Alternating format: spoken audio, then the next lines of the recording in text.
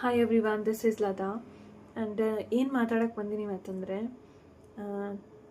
ನೋಡಿದೆ ಕಮೆಂಟ್ಗಳು ಆಗ್ತಾಯಿದ್ದೀರಾ ಕನ್ನಡದಲ್ಲಿ ಮಾಡಿ ವೀಡಿಯೋಸ್ನ ಅಂತ. ಕನ್ನಡದಲ್ಲಿ ಮಾಡೋಕ್ಕೇನಿಲ್ಲ. ನಾನು ಇಂಗ್ಲೀಷಲ್ಲಿ ಯಾಕೆ ಮಾಡ್ತೀನಿ ಅಂತಂದರೆ, ನಾನು ತುಂಬ ಇಂಗ್ಲೀಷ್ ಬುಕ್ ಓದ್ತಾ ಇರ್ತೀನಿ, non fictions books. So it is easy for me to address the things. ನನಗೆ ಈಸಿ, ಯಾಕಂದರೆ ನನ್ನ ನಾಲೆಡ್ಜನ್ನ ಶೇರ್ ಮಾಡೋಕ್ಕೆ ಅಥವಾ ಒಂದು ಎಕ್ಸಾಂಪಲ್ನ ಕ್ರಿಯೇಟ್ ಮಾಡೋಕ್ಕೆ, ನಿಮಗೆ ಶೇರ್ ಮಾಡೋಕ್ಕೋಸ್ಕರ. ಆಮೇಲೆ ಇನ್ನೊಂದೇನೆಂದರೆ, ನನ್ನ ಲೈಫಲ್ಲಿ ಏನೋ ಮಾಡ್ಬೇಕು ಅಂದ್ಕೊಂಡಿದ್ದೀನಿ, ಅದಕ್ಕೆ ಇಂಗ್ಲೀಷ್ ಬೇಕು. And even I put a challenge to my self.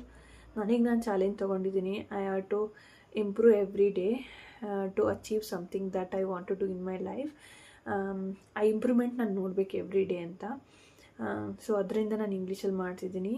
So ನಿಮ್ಮ ಕಮೆಂಟ್ ನಾನು ಇಗ್ನೋರ್ ಮಾಡ್ತಿಲ್ಲ.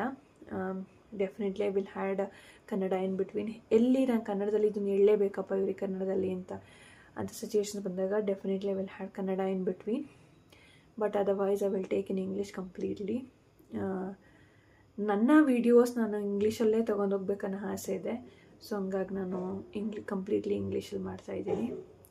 ಸೊ ಥ್ಯಾಂಕ್ ಯು ಕಮೆಂಟ್ ಮಾಡಿದ್ದಕ್ಕಾಗಲಿ ಆ್ಯಂಡ್ ಲೈಕ್ ಮಾಡೋದಕ್ಕೆ, ಆ್ಯಂಡ್ ನನ್ನ ವೀಡಿಯೋಸ್ನ ಕಂಪ್ಲೀಟ್ಲಿ ನೋಡಿದ್ದಕ್ಕೆ ಥ್ಯಾಂಕ್ ಯು ಸೋ ಮಚ್.